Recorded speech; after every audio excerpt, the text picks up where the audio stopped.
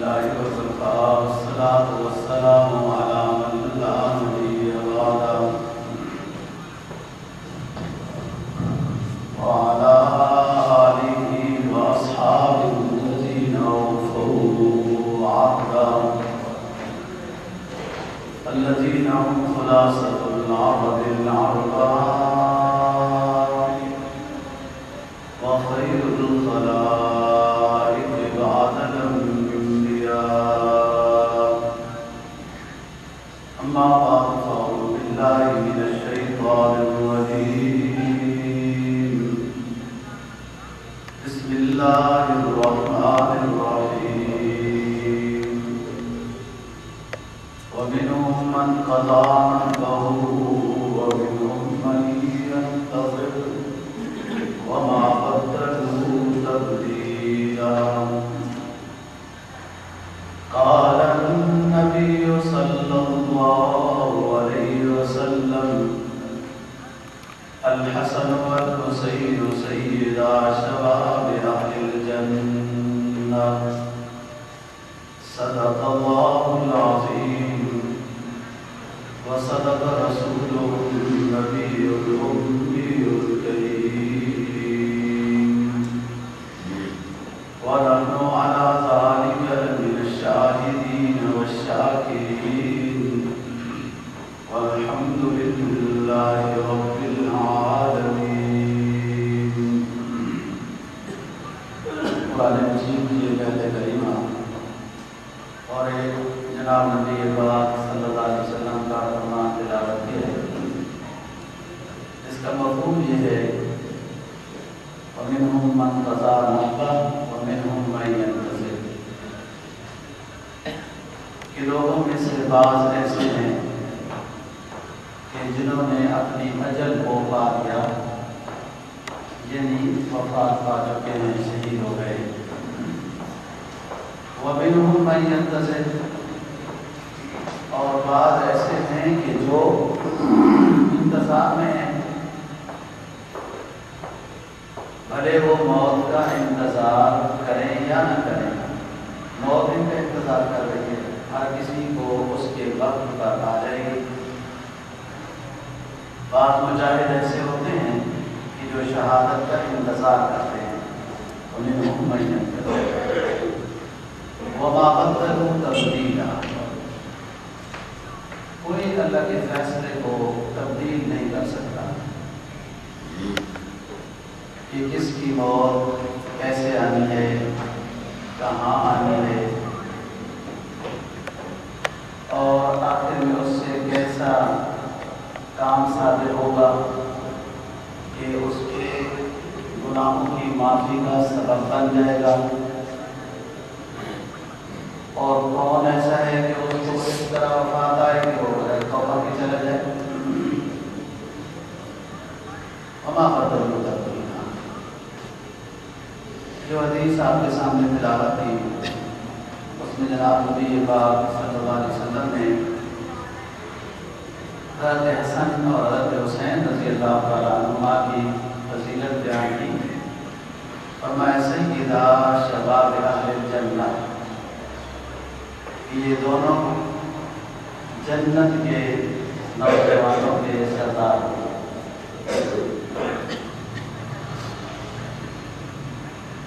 وَمِنْهُمْ مَنْ قَضَى نَحْبَهُ وَمِنْهُمْ مَنْ يَنْتَظِرُ یہ ہے جو خطبے میں تلاوت کی ہے، قرآن مجید کی آیت ہے. لیکن جب کچھ ساتھیوں کے ساتھ حضرت حسین رضی اللہ تعالیٰ عنہ کے موقع ہوا کہ وہ حالات کا جائزہ لینے کے لیے ملک کو کوفہ بھیجا تھا اور غداری کی صورت میں انہیں شہید کر دیا گیا. جب انہیں اطلاع ملی تھی تو یہ آیت پڑھی تھی وَمِنْهُمْ مَنْ قَضَى نَحْبَهُ وَمِنْهُمْ مَنْ يَنْتَظِرُ. بس ان کی موت آ گئی تھی، وہ فوت ہو گئے اور دوسرے انتظار میں ہیں. اس پر ان کے اہل خانہ پریشان بھی ہو گئے کہ گویا حسین اپنی وفات کی طرف، شہادت کی طرف اشارہ کر رہے ہیں کہ بعض شہید ہو گئے اور بعض شہادت کے انتظار میں بیٹھے ہیں۔ بات یہ ہے کہ حضرت حسن اور حضرت حسین رضی اللہ تعالیٰ عنہ رسول پاک صلی اللہ علیہ وسلم کے نواسہ ہونے کے ساتھ صحابی رسول بھی ہیں اور آپ کی ایک قسم کی نشانی بھی تھے۔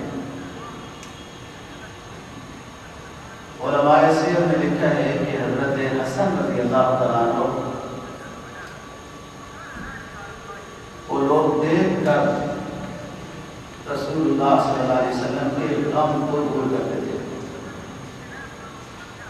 کہ حضرت حسن کی ظاہری شکل آپ صلی اللہ علیہ وسلم کے بہت قریب تھی۔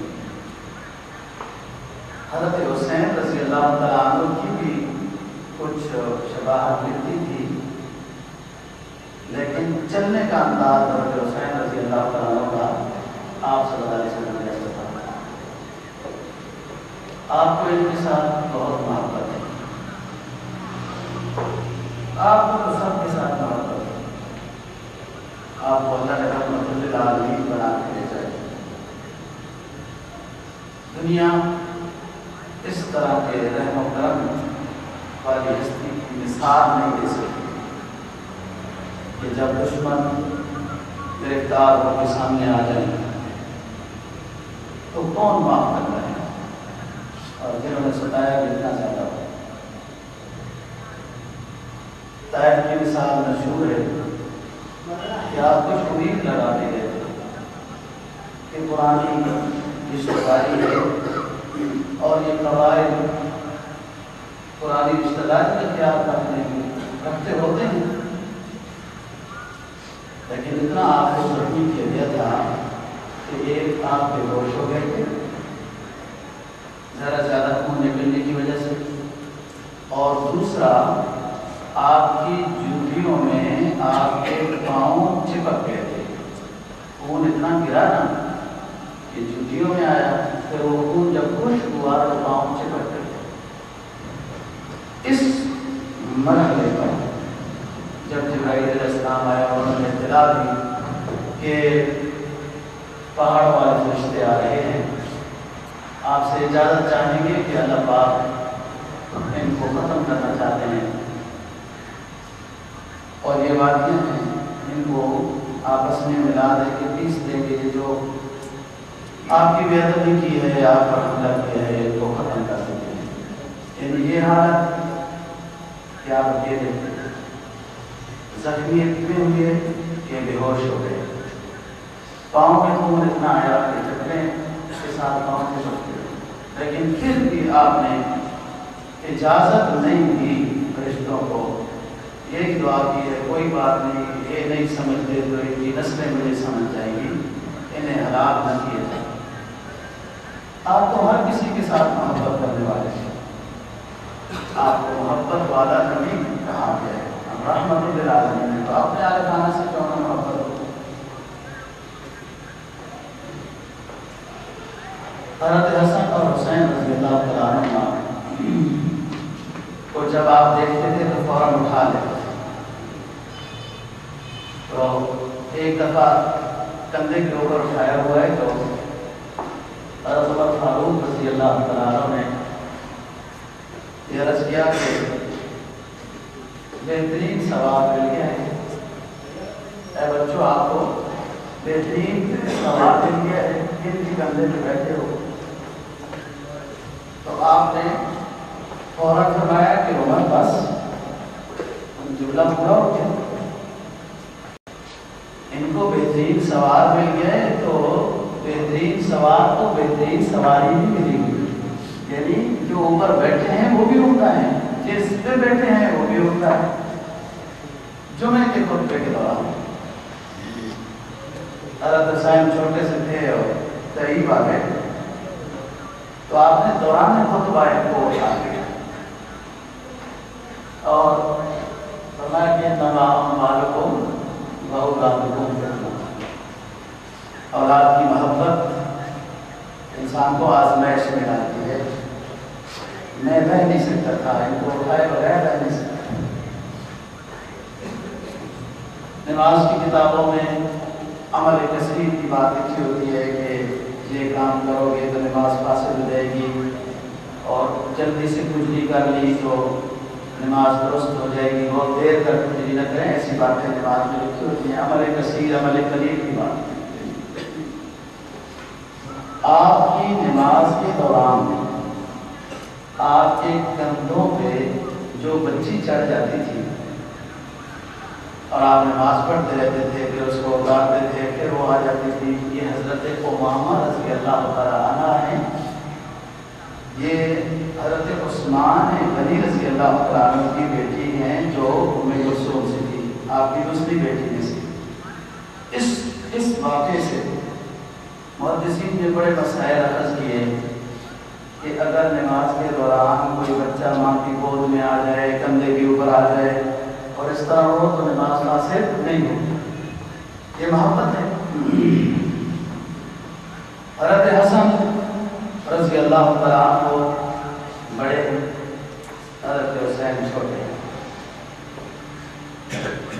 تحمل مزاجی میں، تدبر میں، حکمت اور مصلحت میں، صلح والی باتوں میں حضرت حسن رضی اللہ تعالیٰ عنہ کی ممتاز تھی۔ سن 3 ہجری رمضان المبارک میں حضرت حسن رضی اللہ تعالیٰ عنہ پیدا ہوئے، اور آپ کی زندگی کے گویا کے 7 سال پائے۔ سن 4 ہجری شعبان میں 1 سال بعد حضرت حسین رضی اللہ تعالیٰ عنہ پیدا ہوئے۔ حضرت حسن 49 ہجری مدینہ طیبہ میں فوت ہوئے، اور مانوی طور پر اللہ پاک نے ان کو شہادت نصیب کی کرائی ہے۔ جودہ بنت اشعث ایک ان کی بیوی تھی، جودہ بنت اشعث۔ بس دشمنان اسلام کے اشاروں پر اس نے زہر دی تھی کھانے میں ملا کے حضرت حسن رضی اللہ تعالیٰ اپنی بیوی نے، اور آپ کو اس زہر کی وجہ سے یہ تیسرے دن وفات پا گئی۔ زہر اتنی سخت تھی کہ اس وقت کے لحاظ سے جو بھی دوائیاں تھیں وہ مؤثر نہیں ہوتی تھی کہ وہ اثر دل تک پہنچ گیا تھا اور ہڈیاں خراب ہو گئی۔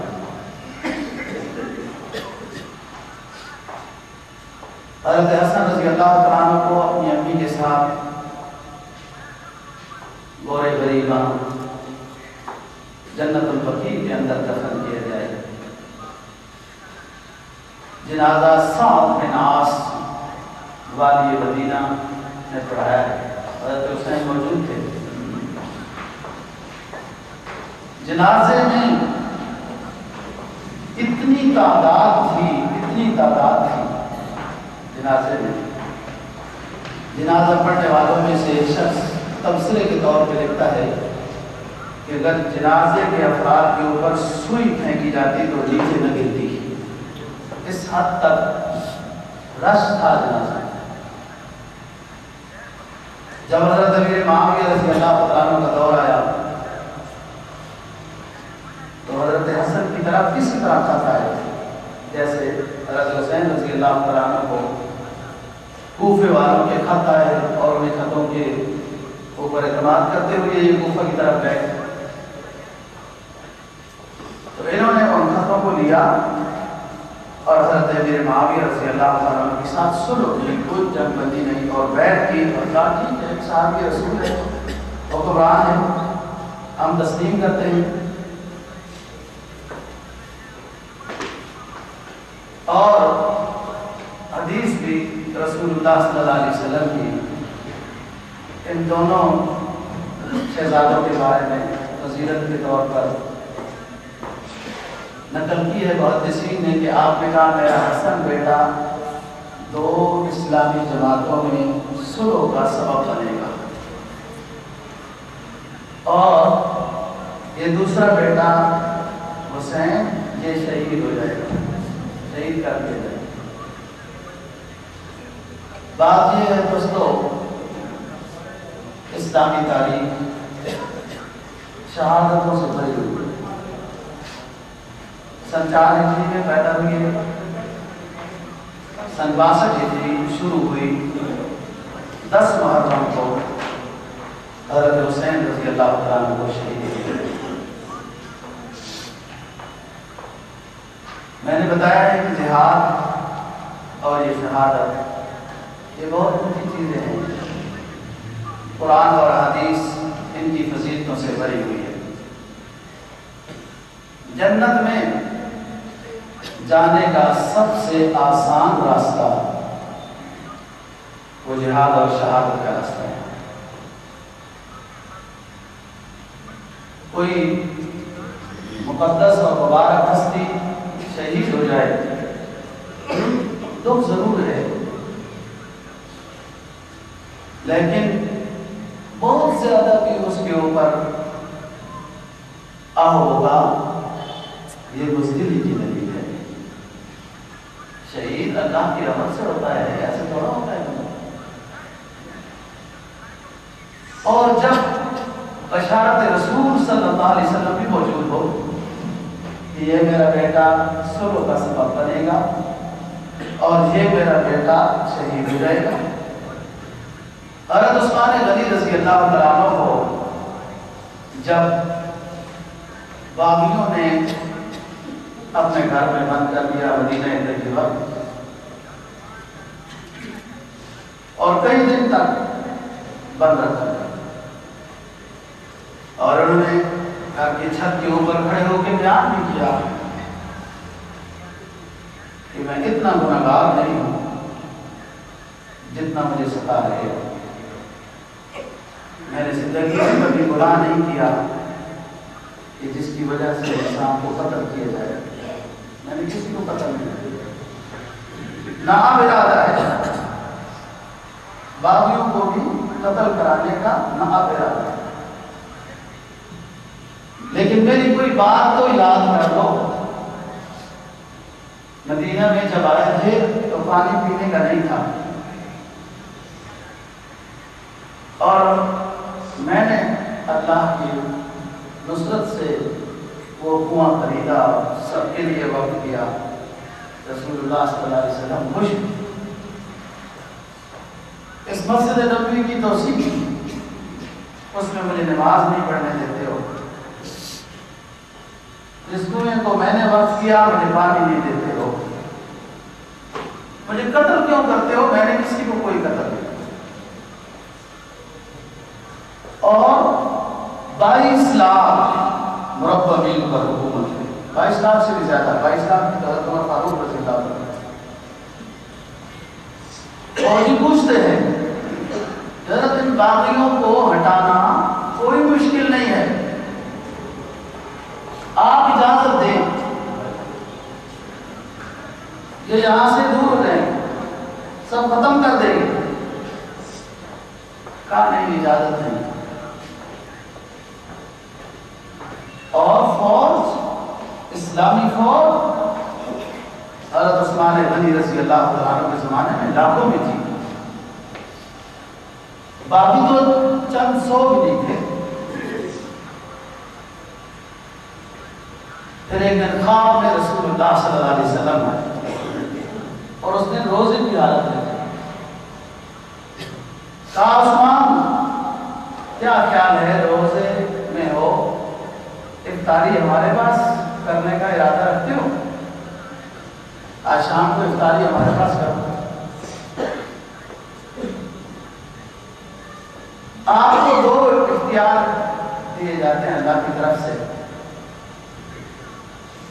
یا ان کے لیے بد دعا کرو یہ تباہ ہو جائیں، یا صبر کرو شہید ہو جاؤ گے، ہمارے پاس افطاری کرنا۔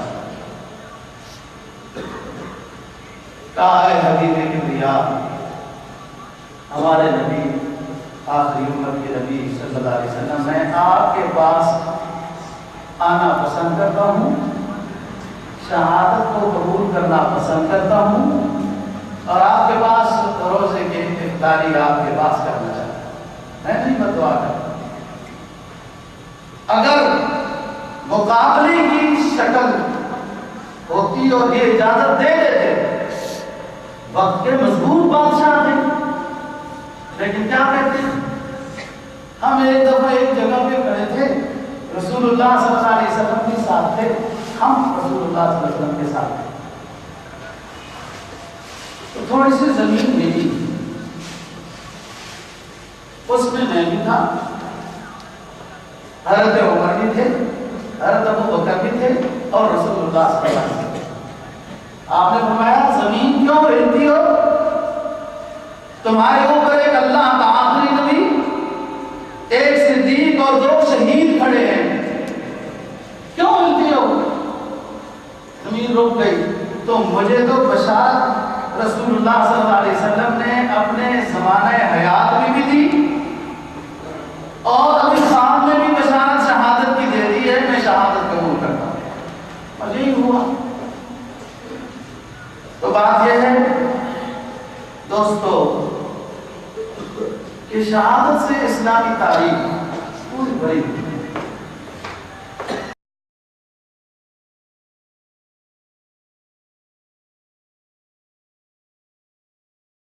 کافی حد تک معجزات کا ظہور، بہت سارے مسائل کا امت کو ملنے کا نمونہ وہ جہادی سفر کو نصیب ہوا ہے، جہادی سفر میں۔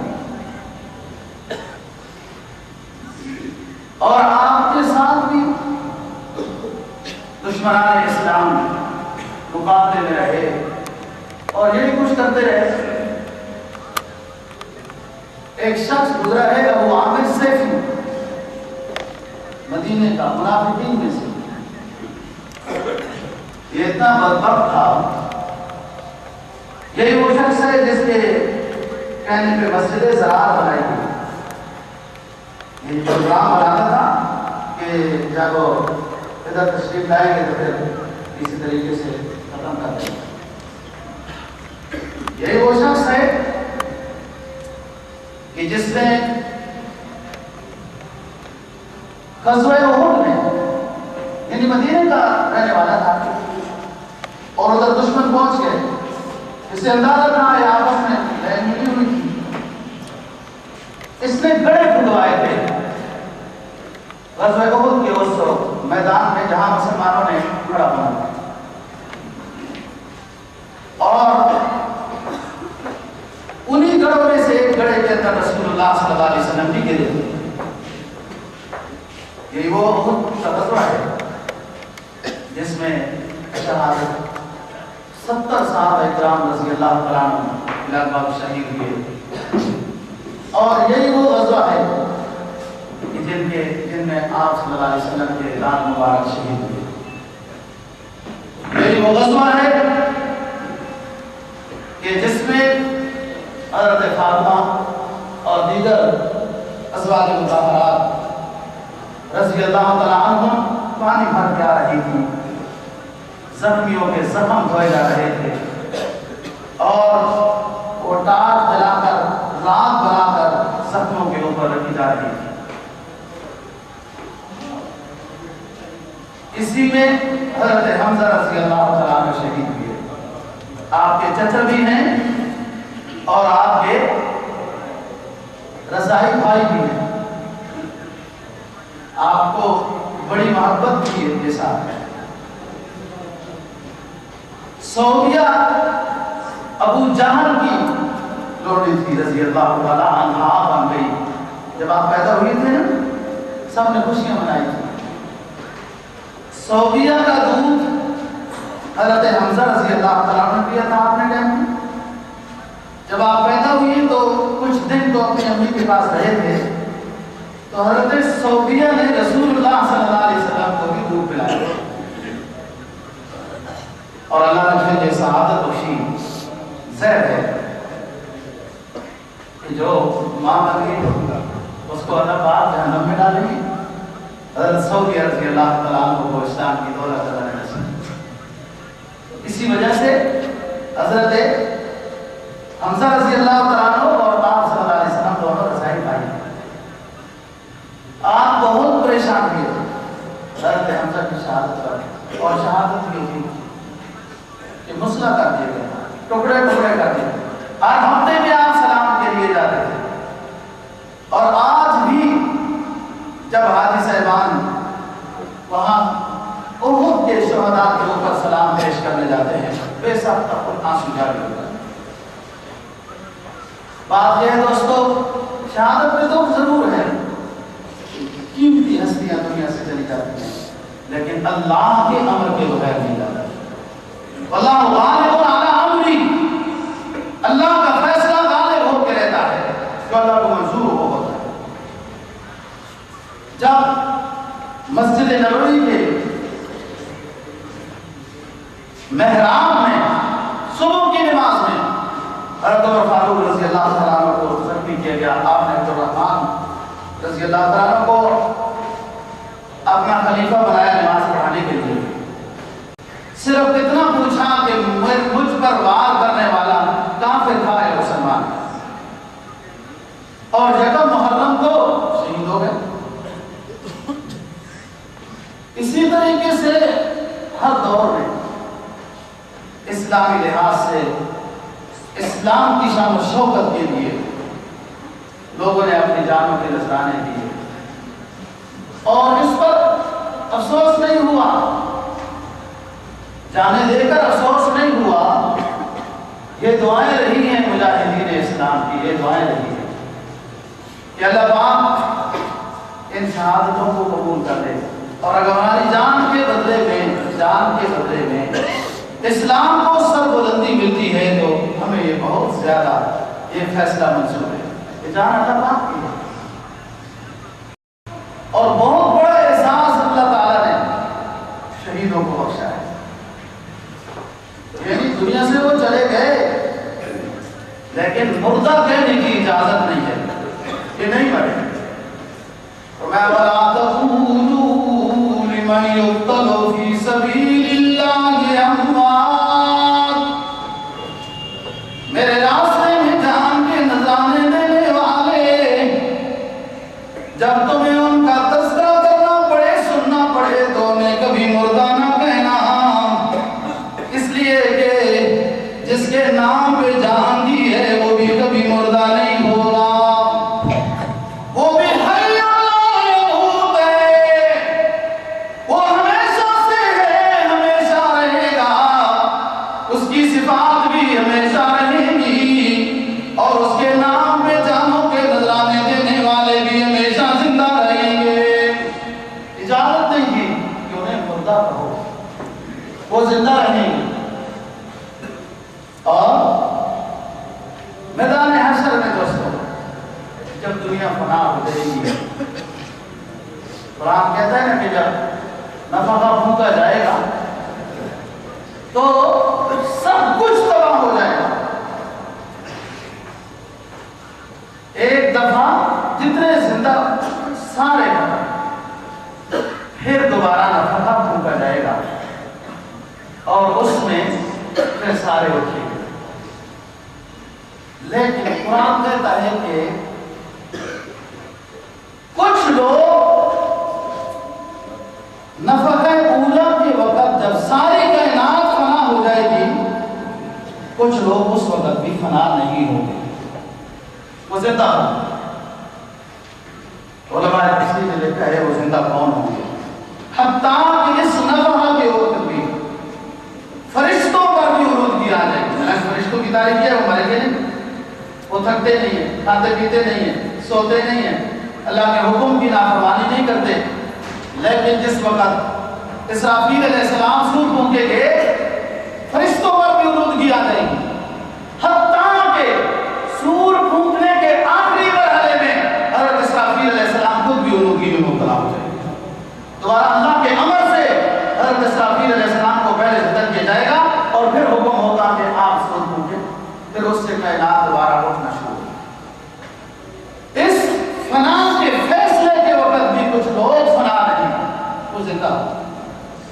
قرآن 24 پارے میں بیان کرتا ہے، فرمایا وَنُفِخَ فِي الصُّورِ فَصَعِقَ مَن فِي السَّمَاوَاتِ وَمَن فِي الْأَرْضِ وَنُفِخَ فِي الصُّورِ فَصَعِقَ مَن فِي السَّمَاوَاتِ وَمَن فِي الْأَرْضِ إِلَّا مَن شَاءَ اللَّهُ ثُمَّ نُفِخَ فِيهِ أُخْرَىٰ فَإِذَا هُمْ قِيَامٌ يَنظُرُونَ۔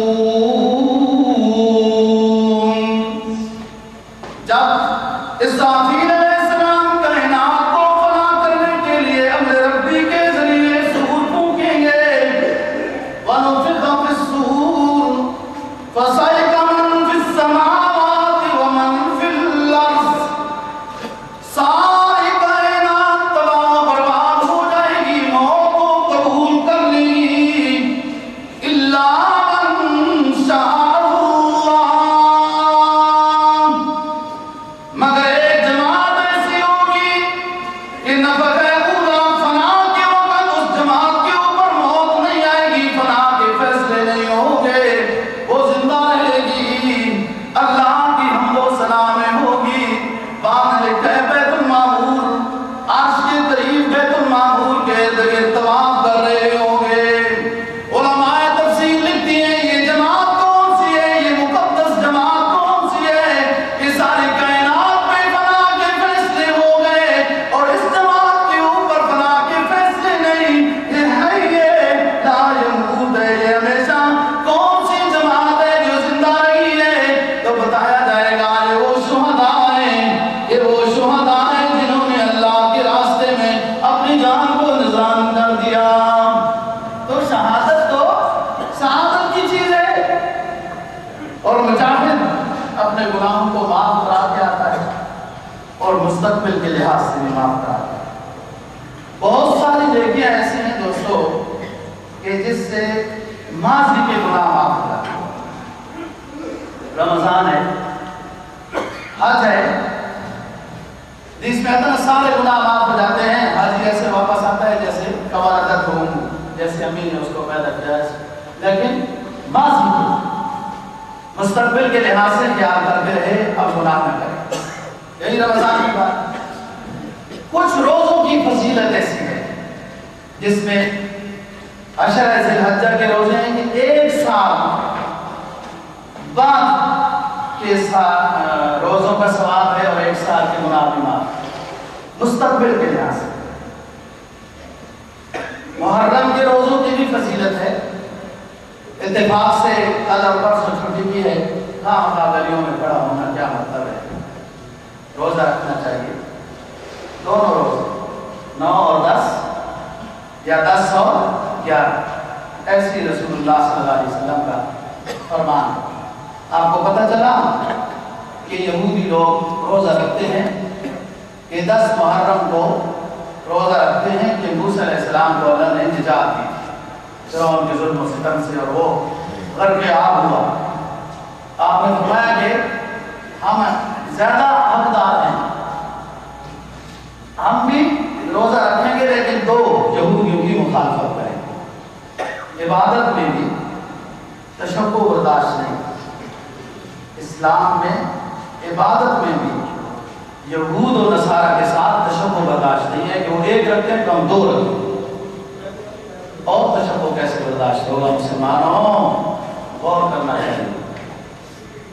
تشبہ اپنی وضع قطع میں اپنے نبی کا بناؤ، من تشبہ بقوم فهو منهم، جو جس کے ساتھ مشابہت اختیار کرتا ہے وہ انہی کے ساتھ اس کا حشر ہوگا۔ میں بہت دفعہ اپنے اور آپ لوگوں کے دلوں میں ایک بات اتارنے کی کوشش کرتا ہوں کہ جب کوئی صحابی دیہاتی رسول اللہ صلی اللہ علیہ وسلم کو ملنے آتا تھا، آپ نے خاص وقت تھا ملاقات کا، اس ستون کا نام ستون استراحت ہے۔ آج بھی وہ ستون ریاض الجنہ میں مسجد نبی میں موجود ہے۔ استوان استراحت، آپ اس میں ٹیک لگا کر راحت حاصل کرتے۔ جب آپ وہاں بیٹھتے تھے تو یہ بات مشہور تھی کہ اس وقت ملاقات کا وقت ہے، آپ کے مزاج میں شگفتگی غالب ہے، تبسم اور ہنسمکھ تو آپ کا شیوا ہے، لیکن اس وقت غالب ہے وفود ملاقات کرنے آئے۔ صحابی دیہات سے آنے والا صحابی جب صحابہ کرام رضی اللہ عنہ بیٹھے ہیں تو آپ بیٹھے ہیں درمیان، وہ سلام کر کے پوچھتا تھا من محمد، آپ بیٹھے ہیں۔ اب ادھر کوئی بندہ آ جائے اور ادھر میں بیٹھا ہوں نیچے، چلو محراب تو تھوڑی سی ممبر تو تھوڑی سی نمایاں نشست ہے نا، نیچے بیٹھ جاؤں جو بھی اتار دوں، پھر بھی آنے والا شخص سمجھ جائے گا کہ امام صاحب یہی ہوں گے۔ یہ کیا بات ہوئی کہ باہر سے آنے والا صحابی جب آپ صلی اللہ علیہ وسلم صحابہ میں بیٹھے ہیں، اپنی نشست میں بیٹھے ہیں، استوانہ استراحت، اور باہر سے آنے والا پوچھتا ہے من محمد، آپ میں سے محمد کون ہے؟ دوستو ایک نیک شخص اگر مہمان خصوصی ہو، باہر سے آنے والا شخص اگر نہ جانتا ہو، نام سنا ہو، اس کو پوچھنے کی ضرورت نہیں، وہ خود سمجھ جائے گا ان میں سے یہ ہوگا۔ پھر کوئی اور اللہ کا ایک بندہ بیٹھا ہو، کوئی نبی بیٹھا ہو، پوچھنے کی کیا ضرورت؟ یہاں نبی امام الانبیاء ہے، سید کونین ہے، حبیب کبریا ہے، صحابہ میں بیٹھے ہیں، باہر سے آنے والا شخص پوچھتا ہے امام محمد، آپ میں محمد کون ہے؟ کیوں ضرورت پیش آئی اس کو یہ پوچھنے کی کہ تم میں محمد کون ہے، اللہ کا آخری رسول کون ہے تم میں، اس کو پوچھنے کی ضرورت کیوں پیش آئی؟ کیا اس میں بصیرت و بصارت اتنی نہیں تھی کہ وہ اللہ کے آخری حبیب کو پہچان سکے صحابی ہو کر؟ یہ کیا بات ہے دوستو؟ محدثین نے اس کا جواب دیا کہ صحابہ کرام ظاہری رنگ میں اتنے ڈھلے ہوئے تھے نبی پاک صلی اللہ علیہ وسلم کی شباہت کے ساتھ کہ آنے والا شخص پہچان نہیں سکتا تھا کہ محمد کون۔ یہ ہوتی ہے بات دوستو اس کی، یہ ہوتی ہے محبت کی بات۔ آج ہماری بھی محبت ہے لیکن لباس یہود کا پسند ہے۔ محبت اپنے نبی اور آل بیت کے ساتھ ہے، صحابہ کرام کے ساتھ ہے، یہ ہمارا جزء ایمان ہے۔ محبت آل بیت سے ہے، صحابہ کرام سے ہے، اپنے نبی انبیاء علیہ السلام سے ہے، لیکن ظاہری گناہ قطع یہود کی پسند ہے اور وہ اپنائی جاتی ہے۔ جب کھانے کی بات آئی، جانوروں کی طرح کھڑے ہو کر کھانا کھایا جاتا ہے، محبت آل بیت سے ہے، رسول اللہ صلی اللہ علیہ وسلم سے۔ یہ محبت ہے ایمان کی ہے۔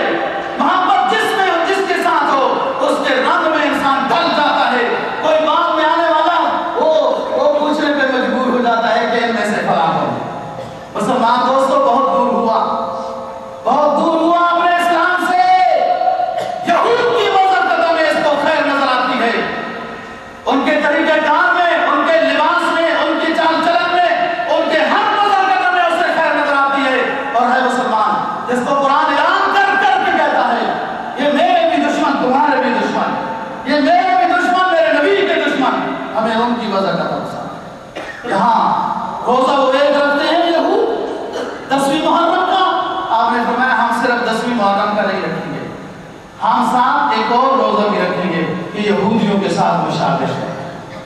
مسلمانوں یہ الگ تنہائی میں بیٹھ کر میری بات پر غور و فکر کرو۔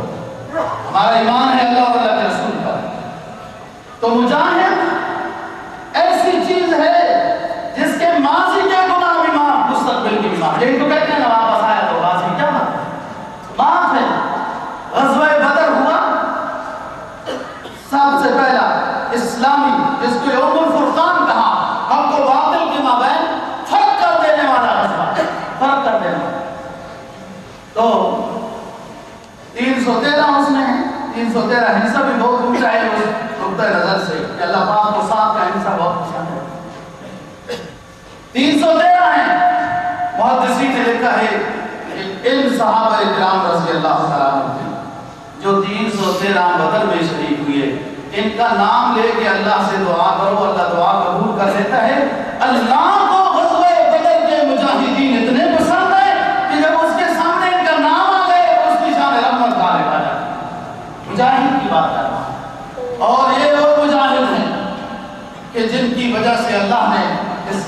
سربلندی نصیب. تو بات یہ ہے دوستو، شہادت اونچی چیز ہے اور اللہ کے امر سے ہوتی ہے.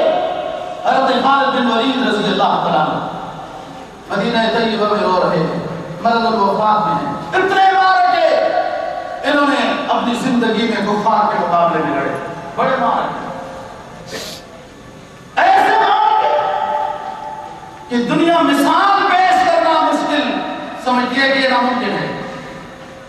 جب جھوٹے نبیوں کے خلاف جہاد ہوا، وہ اندر بند ہو گئے محاصرے میں، اور وہاں قلعے کی دیواریں بہت اونچی تھی، 30-30 فٹ دیواریں، باہر نہیں نکلتے، مقابلہ کیسے ہو.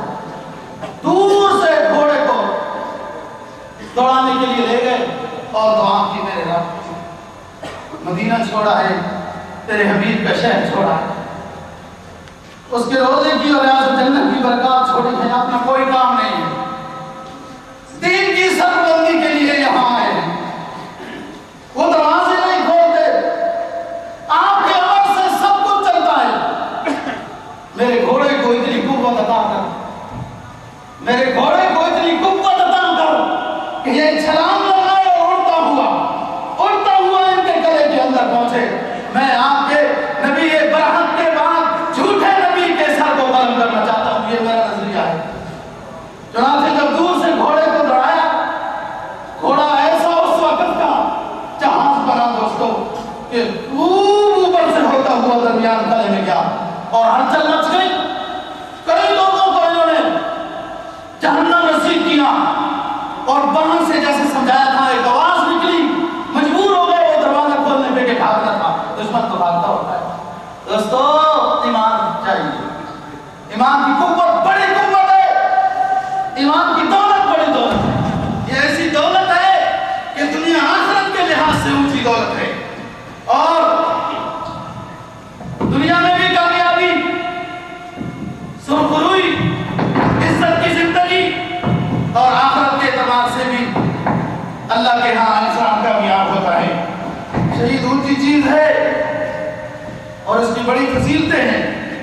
تو حضرت حسین رضی اللہ تعالیٰ عنہ کے ساتھ جب دھوکہ ہوا، خط لکھے گئے، اللہ کا امر تھا، ساتھیوں نے سمجھایا، وہاں پہنچ گئے. جب پہنچے اندازہ ہو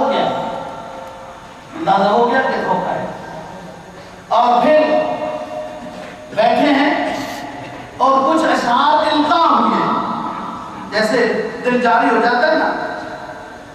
فرمایا آدھارم افن لکا من خلیلی کم لکا بالاشراق والاسیلی. حضرت حسین رضی اللہ تعالیٰ عنہ اپنی وجدانہ کیفیت میں یہ اشعار پڑھ رہے ہیں اور کہتے ہیں آدھارم افن لکا من خلیلی کم لکا بالاشراق والاسیلی من صاحب و صاحب قتیلی والدار لا يقنع بالبدیلی انما الامر الى الجلیل وكل من سائل السبیل. زمانے کو خطاب کر کے نواز رسول صلی اللہ علیہ وسلم بیان کر رہے ہیں، اے زمانے آپ نے کسی سے وفات نہیں کی، بڑی بڑی ہستیوں کو بھی آپ نے اپنی اجل میں لے لیا ہے، اور آج نبی کی یاد کو بھی لے رہا ہے. کتنے لینے ہیں تو نے اس طرح کے مقدس افشاس کو، کتنے لینے ہیں اس طرح کی مقدس ہستیوں کو، ابھی اور کتنا لینا ہے کہ تو ابھی تک سہ نہیں ہوا، اور جس کے اوپر اجل آ گئے اس کا تو بدل بھی قبول نہیں کرتا.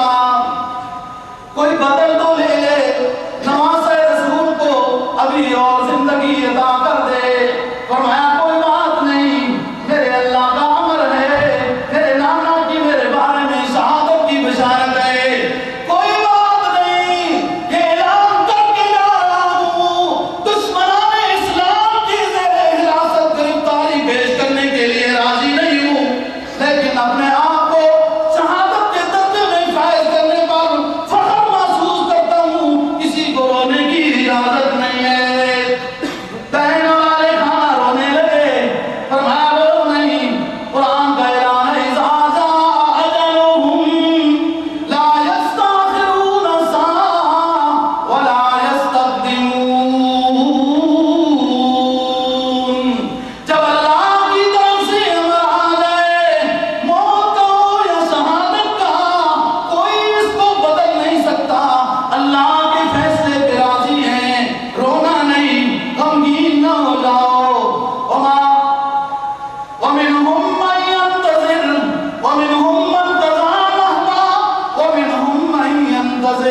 بس ہم بھی شہادت کے انتظار میں ہیں اور رسول اللہ صلی اللہ علیہ وسلم کی میرے بارے میں بشارت ہے۔